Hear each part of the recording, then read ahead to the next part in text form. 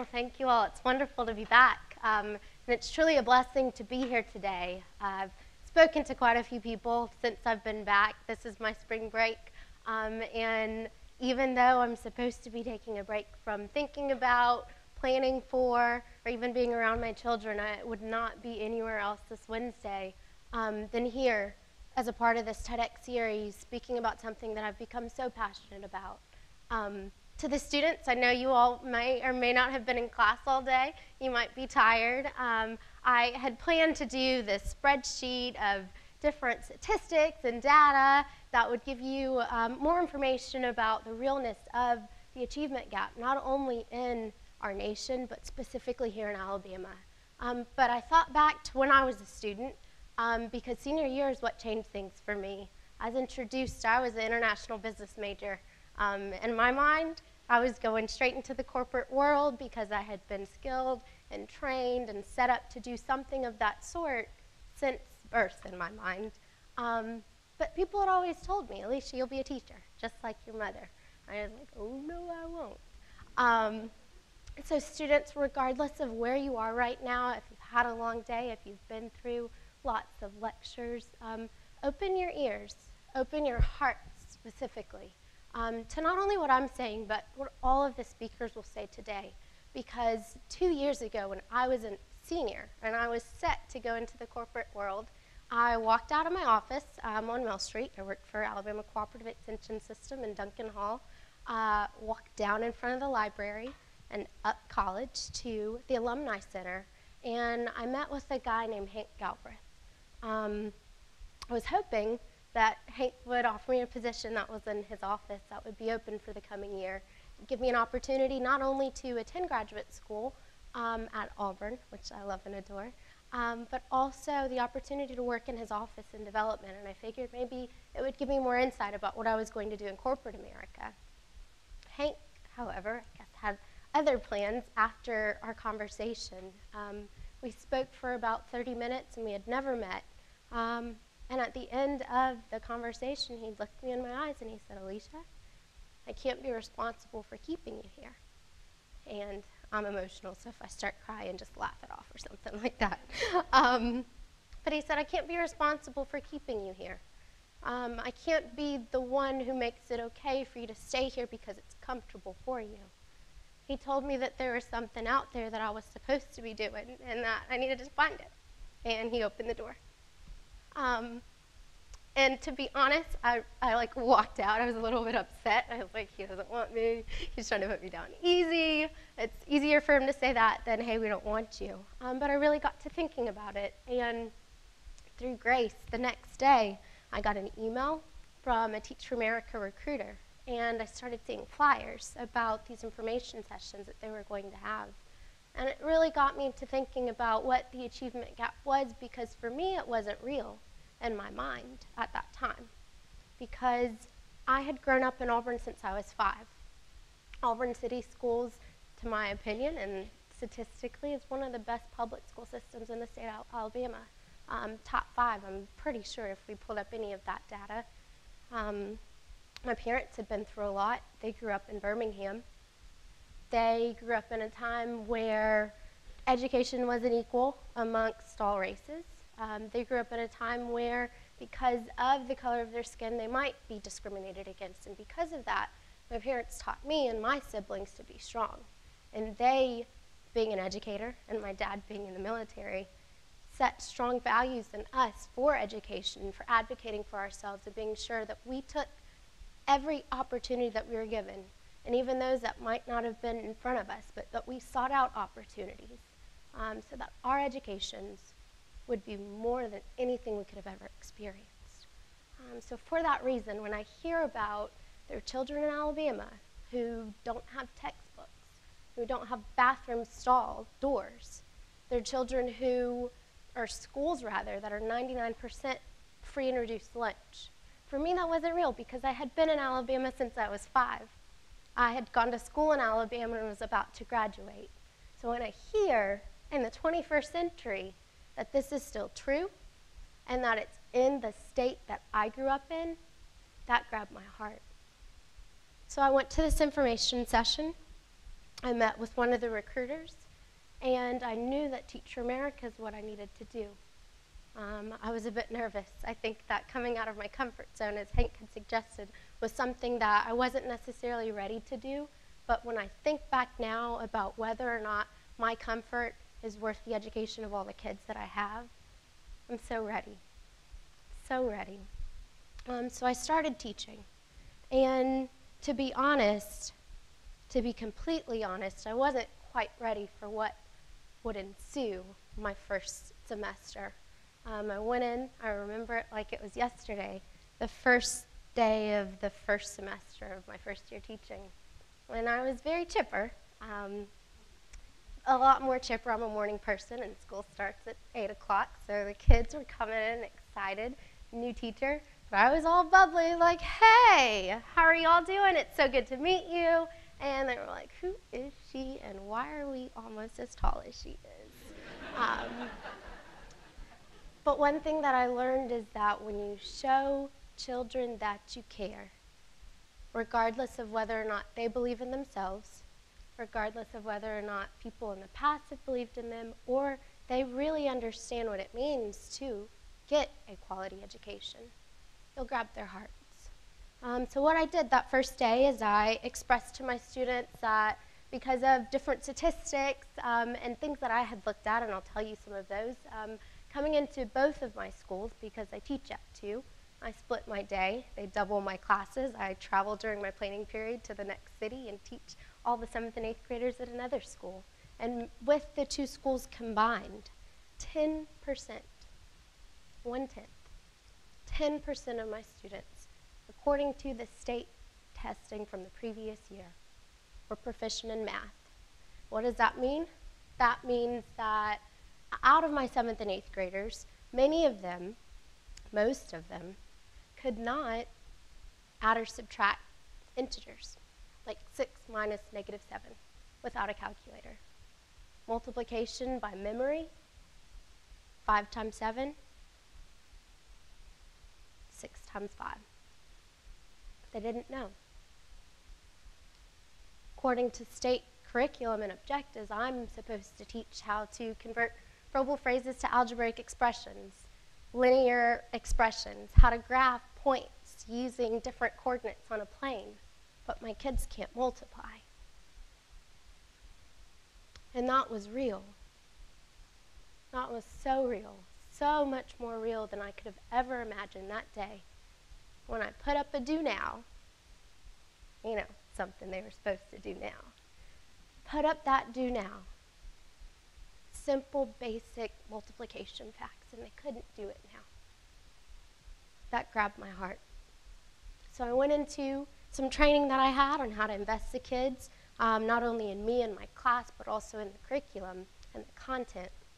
And what I did was I had all of my classes write a letter to themselves based on the goals that I had given them, that I wanted for them to achieve for the year, and different ambitions and passions and goals that they had for themselves for the year. And I said, nobody will talk. Everybody will spend the next 10 minutes writing down what you want to be true for yourself at the end of the year. Whatever goal you have, whatever ambition you have, and at least 3 things that you want to see change. How is this year going to be different? So they did that. They wrote their letters to themselves. After 10 minutes, I collected those, the bell rang, and I went home. I checked through the different letters. I was reading through those as I was at my apartment that night, and lots of them were, I just want to do well in math. I haven't done well in the past. I'm excited about my new math teacher, but there was one at the bottom of the stack, and it still to this day makes me cry, because it was a call for help. And it's written by a student named Xavier. He was one of my 8th graders last year. And his letter started out like any junior high child would write to themselves. It said, hey, Xavier, hope you're doing well. And I continued to read, and he said, this year's not going to be any different than years past, because teachers say they care, but they're really just here to babysit. And they're just trying to get a paycheck. And don't let pretty smiles fool you. You're going to do this by yourself on your own 2 feet. You'll be a Marine. You'll graduate high school, but you don't need any help. And that was when the achievement gap became even more real to me, because it was day 1 of a new school year with a new teacher, and this child in his letter about goals and ambitions had written, "I don't need anyone to get me where I'm going, and it's not going to be any different." The world that my kids live in, the city and the school district, we might not have all of the resources that higher income districts have, but what we do have is a lot of heart. What we do have is a lot of ambition and passion for what we do. And I've learned that the 2 years that I've been teaching. I went to school that next day because one thing that really hurt my heart, as much as I could say, "Oh, I care about him, I don't know why he feels this way," I was almost like, the tears, part of them were sadness, but part of them were anger, because I was like, why does he feel this way? What did I do to make him feel that way? But at the same time, I couldn't picture his face. I had met 140 students that day that were all going to be in my class for the next year. And I'm getting offensive, saying, how does he know I don't care, when I, if he was sitting in this room, could not even point him out. So I went in that next day and I said, I'm going to learn every name and every face. I'm going to learn what they want to do with their lives, how I can help them get there. And that's what I did. I called them out one by one. In second period, I called the name Xavier, and his hand right in the middle of the classroom went up. And then it went back down. And I thought to myself, this year is going to be different. It's going to be so different, not only for him, but for all of his peers, because they deserve better. There's no reason that I was 3 hours west of the city that I grew up in, and the education was so different. And they didn't choose that. I was born in Germany. My dad's military. We moved to Texas and then to Auburn. I didn't choose that either. I could have just as likely been moved to Sumter County. Would I be here today? And that's what I thought. So everything that I did last year was intentional. Not for myself, but for my kids, because I thought, if not me, then who? And I think a lot of times when we talk about the achievement gap, or if there's forums or different articles that are written, it's always resources aren't enough, teachers don't care. I found out that's not the truth either.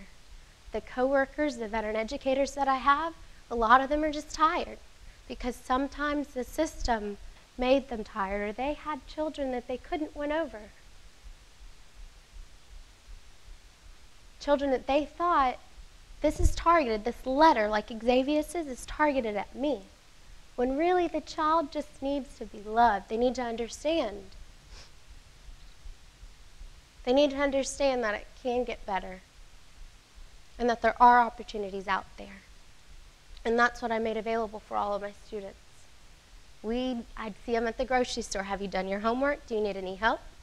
I made a new email account. I got a Google Voice so they could call me. I started doing Skype tutoring sessions. And that was because I would eavesdrop on my kids and hear that they were on Facebook or Twitter, and I knew, okay, well, you have a computer at home. Do you have a camera? Can 10 of y'all get together at someone's house or the public library, and can we do tutoring? What do you do after school, after you have practice? If you don't have practice, what are you doing? And it became like this ripple effect, because the kids realized that I was going to be there for more than just the 50 minutes that we had in each class period.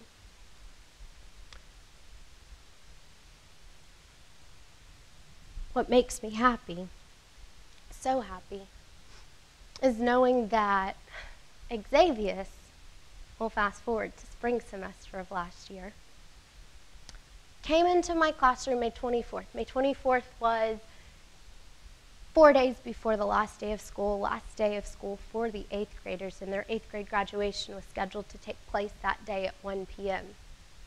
Xavier comes in at 10 when I'm teaching or administering an exam to the 7th graders.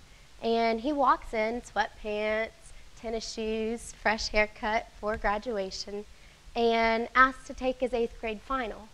And I was like, okay, yeah, you can do that. The 7th graders are here, but I have an extra seat. And the 7th graders were all looking around, being a little nosy, but righteously so. They were curious because something in them told them that something wasn't quite right. Not that it wasn't bad, but maybe just a little different. And the reason that they were curious as to why Xavier was taking his 8th grade final was because he had just been announced salutatorian for his 8th grade class through the work that he put in over the course of the year. And they knew that along with that title, he was exempt from taking any final in 8th grade because of his high rigor and coursework and because of the grades that he had. But yet, at 10 o'clock on graduation day, he was sitting in math class taking a final that he didn't have to take. So I let him take it. He finished, smiled and said thank you and turned it in. 7th graders, I still didn't say much of anything because they were testing. And after class was over, they were like, Miss Walker, why did you make Xavier come in and take his final? Because I think as a math teacher, I sort of get that rap as being the evil teacher that makes everybody do everything. And I told them, no, I didn't know. I was just as baffled as you were. But he came in because he wanted to. And he wanted to because he wanted to prove not only to me, but to the school district and to his peers and to his teachers and to administrators that he could do the work. So we go to graduation at 1, and he's standing there in his cap and gown amongst his fellow classmates giving his salutatorian address. And in his address he says, before we can take our seats, we need to stop and thank our parents, our administrators, and our wonderful teachers, because without them, we would not be here today. And that hit my heart because he understood, far removed from that letter that he wrote that said he was not going to be able to do anything but by his own 2 feet, but he realized in that moment, and probably before that because he had come in to take his final, that he hadn't done it alone, and that there were a handful of people that were willing to work with him and go overboard to ensure that he did get a quality education. And so I know there's some people that are thinking, okay, that was last year. Good job, Xavier, 1 student. The beauty of the story is those 7th graders that were in that class that day, they do have Twitter and Facebook and word of mouth. And they were all talking about salutatorian Xavier, who came back to take his math final. Not only did they talk about it, but this year they came back and were my 8th graders. And when I tell you I have seen the change in their discipline, their change in their determination to achieve, solely because of that. And I can't take credit for that. I didn't say, Xavier, come take your final because I know you can do it. He came in and did it on his own. And he's changing the mindsets of his peers simply because of a decision that he made to advocate for himself. And that was beautiful to me. And it keeps me going because I realize that far removed from what I teach within the walls of my classroom and far removed from the things that I want my kids to understand or get from my lessons, they're getting it all. And they're advocating for themselves. And they're learning, and they are getting a better education because of things that are happening within the walls of our classroom. And now we're moving on to bring technology into the classroom more and helping them understand this is how you can use technology in a positive way to advocate for yourself. So yes, we might not have a class set of textbooks. No, I might not have protractors and rulers and manipulatives for all of you, but I do have this iPad that was donated, and I can film you giving your presentations. We can set up class-wide, lost the blank there. We can set up class-wide forums on whatever media, blogs, whatever it is, to make sure that maybe you couldn't come to class today for whatever reason. But you are able to still get that education. So what I have realized is most important is that I can empower students, even though I didn't go through and haven't had to go through what they're going through as students in a low-income, high-poverty area. I can empower them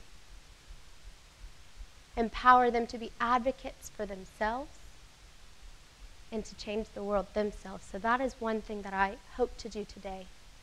Wherever you are, students and people who are already in their career fields, I challenge you. Dig deep inside your heart and figure out or search for whatever it is that you can be doing to help others become advocates for things that maybe were opportunities that you didn't understand were truly opportunities, but things that we all should have as people. Thank you for your time.